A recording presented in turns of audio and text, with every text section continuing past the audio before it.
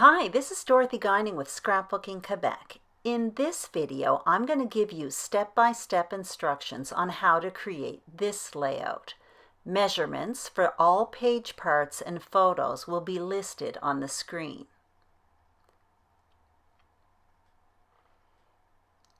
The material I'm using comes from Stampin Up, and I made in advance my decorations with these stamps and dies. However, I have made this project with pre-made decorations, so you can use the products of your choice.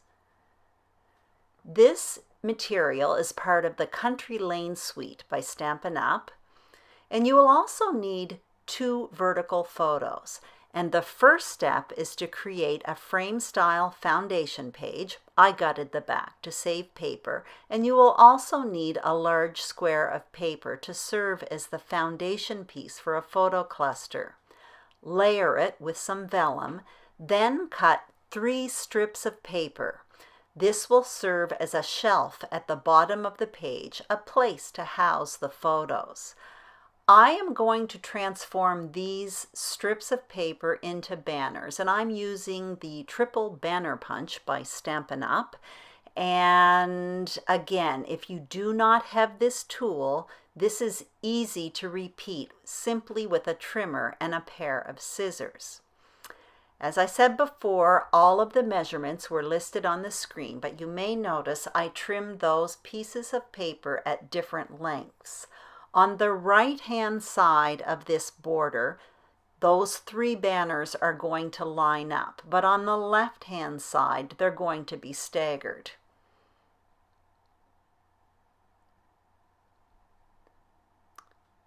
You also may notice that when I cut my square of paper, the wood grain paper, I made a mistake. That's why you see the line at the bottom, but in a moment, that line that I taped is going to be cleverly hidden with this banner border. At this point, I am keeping this mini foundation page where the photo cluster will be independent from the main foundation, simply because I don't know how big the elements are going to be at this point. So I don't know exactly where I want to adhere this cluster to.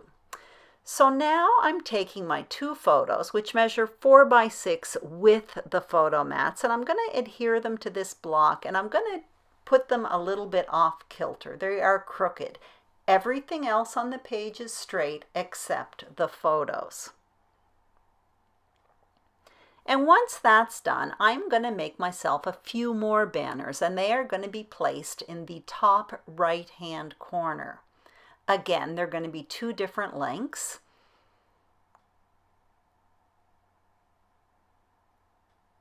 And it's just to add a repeat of this design somewhere else on the page. And now that I know how much room those banners in the top are going to take, I'm confident enough to glue down this photo cluster. I'm not going to add too much glue because I'm going to want to add decorations, title, text, and some of it's going to be tucked underneath the elements. So I'm adhering this towards the right, towards the bottom of the page.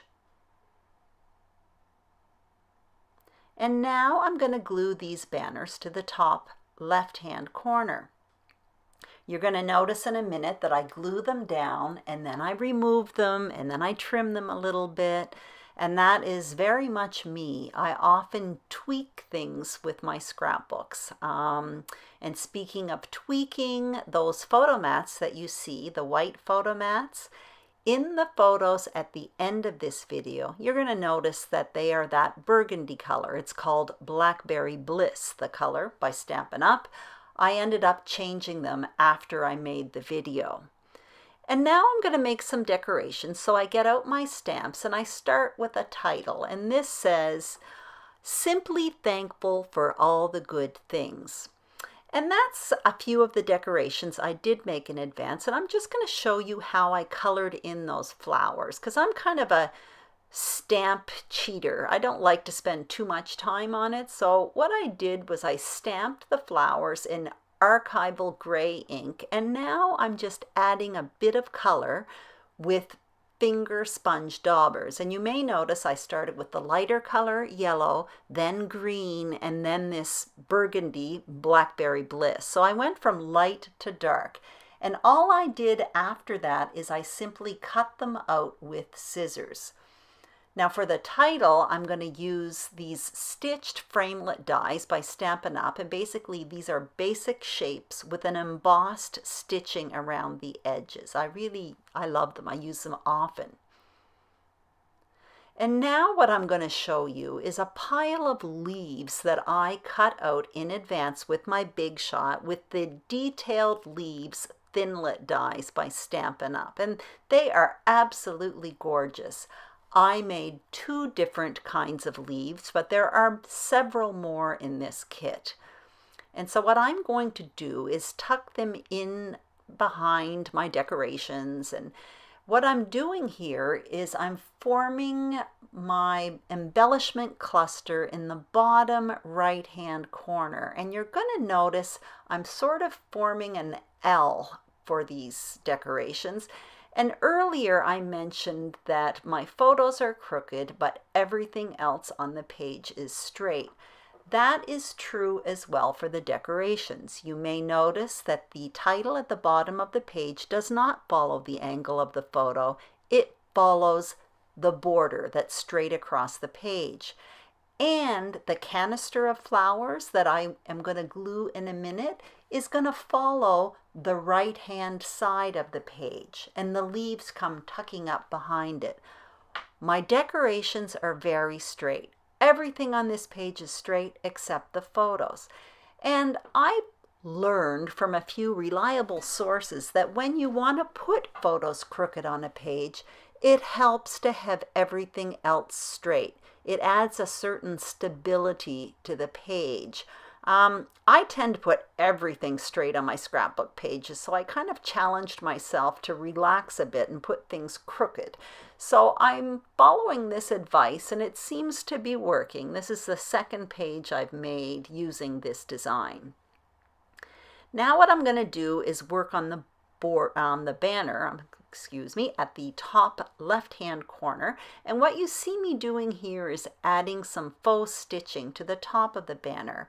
Earlier, I did that to the right-hand side of the banner at the bottom of the page. I didn't mention it, maybe you noticed it.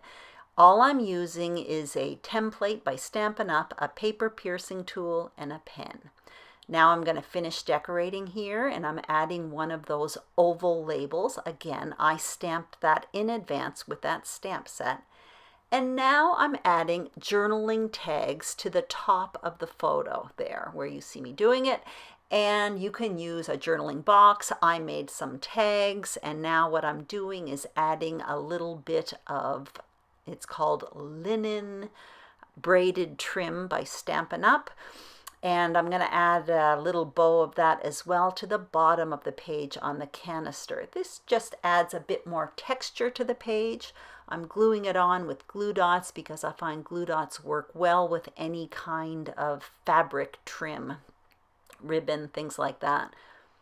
And now what I'm doing is I'm playing around with these leaves, thinking I might want to tuck some in behind my journaling boxes, but every time I do, I feel that it's taking away from the embellishment cluster at the bottom right, which I really happen to like, so I decide against it.